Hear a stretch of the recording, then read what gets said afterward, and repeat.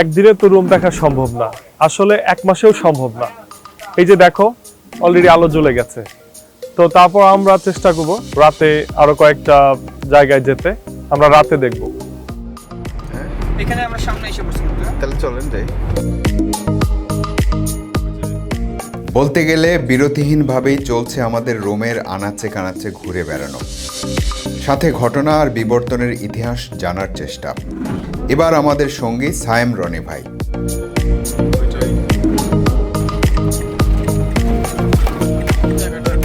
একটা বিশেষ ভবনের সামনে গিয়ে আমাদের গাড়ির গতি কমে এলো। আমাদের দৃষ্টিও দোতলায় একটা বিশেষ বারান্দার দিকে। আমরা কোন জায়গাটা দাঁড়িয়ে আছি, এখানকার হিস্ট্রিটা কি? আমরা অ্যাকচুয়ালি এখানে দাঁড়িয়ে আছি মুসোলিনির ব্যালকনি অফ মুসোলিনি। এই জায়গা থেকে দাঁড়িয়ে, এই ব্যালকনি থেকে দাঁড়িয়ে মুসোলিনি সেকেন্ড ওয়ার্ল্ড ওয়ারের ঘোষণা দিয়েছিল। মুসোলিনির বারান্দার সামনে যেহেতু এসেই পড়েছি, এই সুযোগে মুসোলিনি সম্পর্কে কিছুটা ধারণা নেওয়া যাক। তিনি ইতালির রাজনীতিবিদ এবং সাংবাদিক ছিলেন। তার হাত ধরেই গড়ে ওঠে ন্যাশনাল ফ্যাসিস্ট পার্টি। 1922 থেকে শুরু করে 1943 সালে পতনের আগ পর্যন্ত ইতালির প্রধানমন্ত্রী ছিলেন তিনি। মুসোলিনির ফ্যাসিজমের ধারণায় উদ্বুদ্ধ হয়েছিল জার্মানির এডলফ হিটলার, স্পেনের ফ্রান্সিসকো ফ্রাঙ্কো এবং পর্তুগালের অলিভিয়েরা সালাজার। স্বৈরতন্ত্র, হিটলার, মুসোলিনি এসব নাম দ্বিতীয় বিশ্বযুদ্ধের সাথে অঙ্গাঙ্গিভাবে জড়িত। 1945 সালের 25 এপ্রিল খুন হন ইতিহাসের খলনায়ক হিসেবে চিহ্নিত মুসোলিনি। ওই যে আমরা দেখতেছি পিয়াসা ভেনেসিয়া, এটা হলো অ্যাকচুয়ালি স্কয়ার অফ ভেনিস।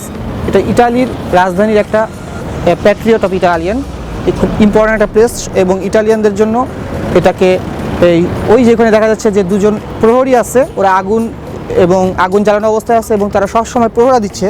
তারা সব সময় প্রতি 2 ঘন্টা পর পর এই প্রহরীগুলি চেঞ্জ হচ্ছে এবং প্রতিটা মুহূর্তে এই টাইপের প্রহরী থাকছে এখানে প্রহরা দেওয়ার জন্য।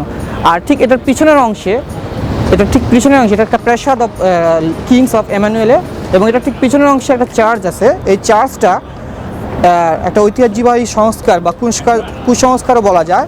ওই সময় ওই চার্চে যখন বিয়ে হতো আর কি, তো ওই বিয়ের যে কনে আছে সে কি সত্যি কি না এটা জানানোর জন্য বা এটা বোঝার জন্য তাকে পরীক্ষা দিতে হতো।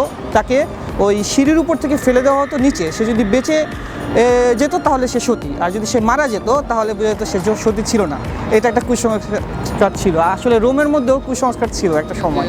মাউথ অফ ট্রুথের ব্যাপারটা হলো যে এখানে ট্রুথ মানে আপনার বিশ্বাসটাকে মানে আপনি মিথ্যা বলছেন কিনা সত্য বলছেন এটা প্রমাণের জন্য এটা একটা পরীক্ষা হতো। তো এখানে একটা স্ট্যাচু অফ মাউথ আছে, যেটার ভিতরে হাত ঢুকালে এটা মানে লেজেন্ড বলতে বোঝায় বিশ্বাস করলে করো না করলে না।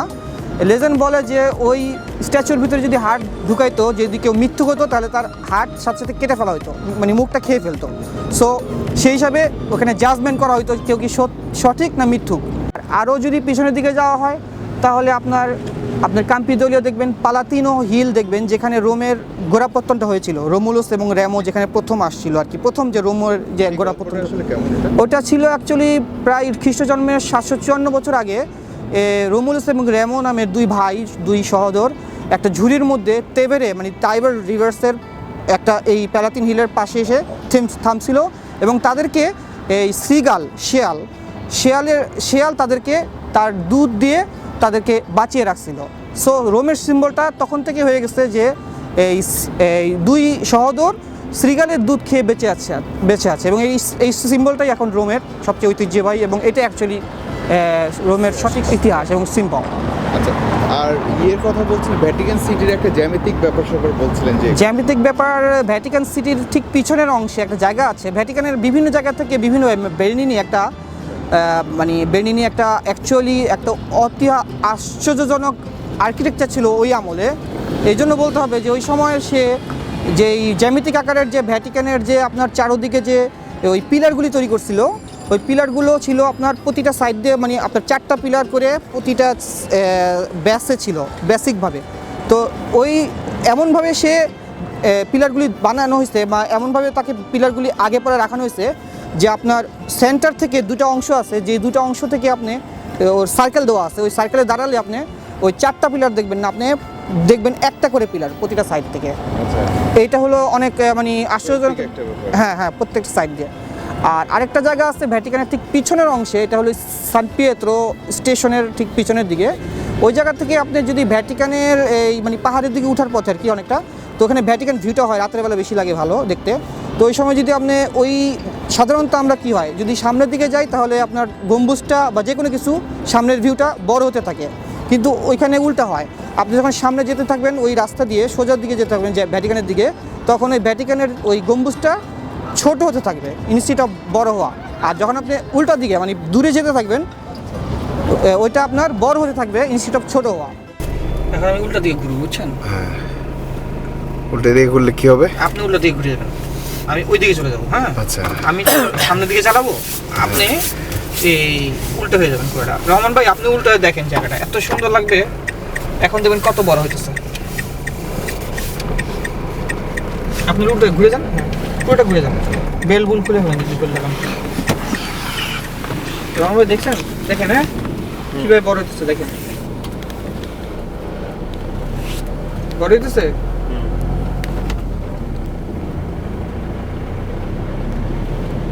বড় হচ্ছে। হ্যাঁ,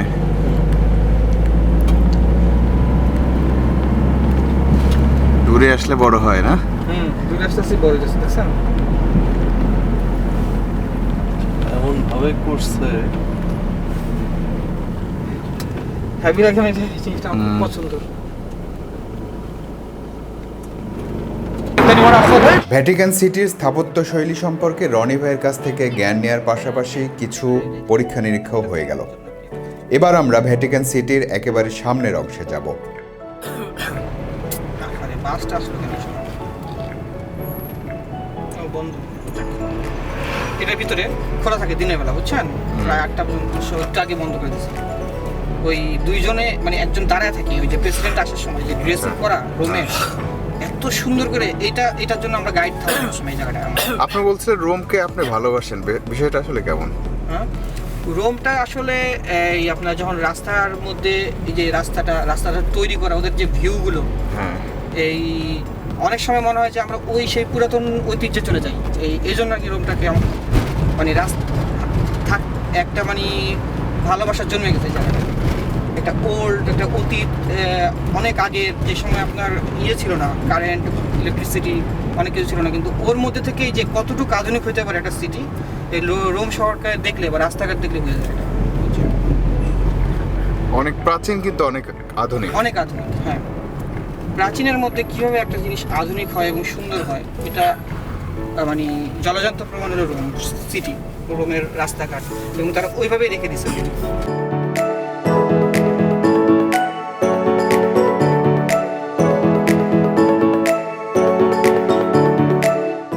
এই জায়গাটাতে আপনার এটার পিছনে আরো এখানে আপনার অনেক বড় বাঁধ তৈরি করছে, থার্মাল বাঁধ। এটা থার্মাল বাঁধ বলতে মানে একটা মানে বড় চৌবাচ্চার মধ্যে বিশাল বড় আকারের পানি ভরে, এটা কৃত্রিমভাবে তারা এই গোসল করার জন্য ব্যবস্থা করছিল রোমানদের, সাধারণ রোমের জনগোষ্ঠীর জন্য আর কি, পাবলিক বাথ আর কি থার্ম। এটা যখন গরম পড়তো তখন মানে এই পানিটা দেখা হয়তো একটু বেশি ঠান্ডা টাইপ, মানে ঠান্ডা না, ফ্রেশ পানি, যেন আপনার মানে আরামদায়ক পানি গরমের জন্য। আধুনিক পানি সরবরাহ ব্যবস্থার গোড়াপত্তনও হয়েছিল এই রোমানদের হাত ধরেই।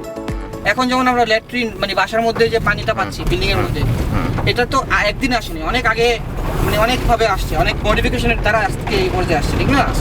কিন্তু প্রথম যে পানিটা আপনার যে আনা হয়েছে এইভাবে করে, যখন আপনার পাইপ তৈরি হয় নাই বা আপনার কিছু তৈরি হয়নি লোহার, তখন ওই রোমান আমলে ওরা করছে কি আপনার নদীর পানিটাকে স্লোপ আকারে ওই ইটের আছে না, ইট দিয়ে পাইপ বানানো হয়েছে আর কি, গোল করে ওটাকে নদীর পানিটাকে মানে স্লোপ করে মানে আপনার এমনভাবে ওই পাইপগুলি বানানো হয়েছে। পাইপ বলতে ওই সময় পাইপ ছিল না, ওই সময় ছিল ইটের তৈরি করে আর কি, ওরা গোল পাইপ আকারে আর কি বানানো হয়েছে। এবং ওই জিনিসটা ওইভাবে করার ফলে অনেক দূরের থেকে তারা পানি শহরের ভিতরে আনতে পারতো। মানে পানি সরবরাহ ব্যবস্থা মানে নগরের পানি সরবরাহ ব্যবস্থা প্রথম এখানেই চালু হয়, এখানে ফার্স্ট চালু, একদম প্রথম যেই আধুনিকভাবে যেই বিষয়টা, সেটা এই প্রথম, এবং অনেক আগে, আজকে থেকে প্রায় নিয়ার অফ 2000 বছর আগের কথা বলছি, 2000 বছর আগে।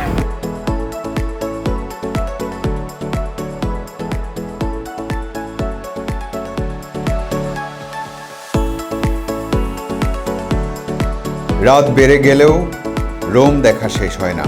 আমার মতো জানার পিপাসু আরও অনেক মানুষের আনাগোনা রোমের পথে প্রান্তরে। অবশেষে ভ্যাটিকান সিটি এলাকায় আমরা। ভ্যাটিকান সিটি সম্পর্কে তো অনেক গল্প সারা পৃথিবীতে ছড়িয়ে আছে, তোমার কি কি জানা আছে ভ্যাটিকান সিটি সম্পর্কে? আমার যেটা জানা আছে সেটা সংক্ষেপে বলি কয়েকটা কথা। সেটা হচ্ছে যে ভ্যাটিকান সিটি পৃথিবীর সবচেয়ে ক্ষুদ্রতম একটি দেশ, স্বাধীন দেশ, যেটা রোম শহরের মাঝখানে অবস্থিত। আর এই ভ্যাটিকান সিটিটা বিল্ড আপ হয়েছিল সর্বশেষ যেই চার্চটা দেখতে পাচ্ছ বা পাথরে ঘেরা, এটা 18 এপ্রিল 1523 খ্রিস্টাব্দে।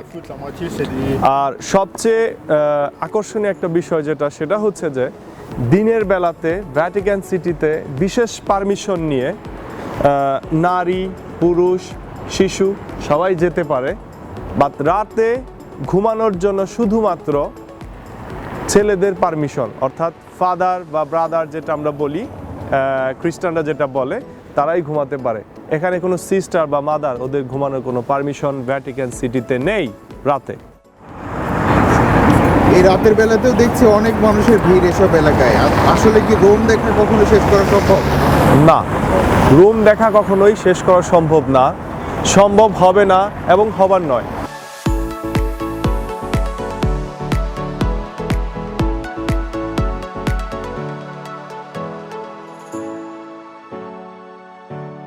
মুসোলিনি সরকারের সময় 1929 সালে এক বিশেষ চুক্তির মাধ্যমে স্বাধীন স্টেট বা রাষ্ট্রে পরিণত হয় ভ্যাটিকান সিটি। ইতালির ভেতরে অবস্থান হলেও ভ্যাটিকান সিটির কোনো ব্যাপারেই হস্তক্ষেপ করতে পারে না ইতালি। সারা বিশ্বের ক্যাথলিক চার্চের প্রধান এবং রোমের বিশপ, পোপ পরিচালিত বা শাসিত স্বাধীন দেশ বলা যায় ভ্যাটিকান সিটিকে। মাত্র 121 একরের রাষ্ট্র এবং লোকসংখ্যা মাত্র 825 জন। রাতের বেলা এক ভিন্ন রকম ভ্যাটিকান সিটি দেখছি। এর সাথে খ্রিস্টান ধর্মের বহু ইতিহাস জড়িয়ে আছে। রাষ্ট্র হিসেবে যত ক্ষুদ্রই হোক না কেন, ভ্যাটিকান সিটি যেহেতু সারা বিশ্বের ক্যাথলিক খ্রিস্টানদের প্রতিনিধিত্ব করে, সেহেতু ভ্যাটিকান সিটি বা পোপের ক্ষমতার প্রভাব এত ক্ষুদ্র নয়। এখানকার অ্যাপোলিস্টিক প্যালেস নামের প্রাসাদটি খ্রিস্টান ধর্মগুরু পোপের সরকারি বাসস্থান।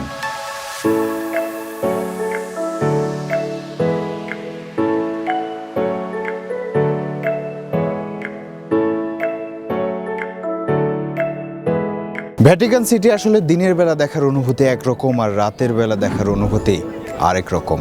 ভ্যাটিকান সিটিতে প্রতি 25 বছর পর পর একটি পবিত্র দরজা খোলা হয়, যে দরজার ভিতর দিয়ে খ্রিস্টান ধর্মীয় লোকরা ক্রস করলে তারা নিজেকে সহিশুদ্ধ মনে করেন এবং প্রতি 25 বছর পর পর তারা এই দিনটির জন্য অপেক্ষা করেন। এই শহরে মাটির উপর যেসব নিদর্শন আছে সেগুলোই দেখে শেষ করা যায় না।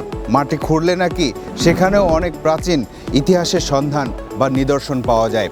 কোনো একটা নির্দিষ্ট দিনে বা বেশ কয়েক দিনে হয়তো একটা শহরকে দেখা সম্ভব, কিন্তু সেটাকে জানা বা বোঝার জন্য আসলে বেশ সময় দিতে হয়। আর যদি সেটা রোম শহর হয় তাহলে বছরের পর বছরও লেগে যেতে পারে।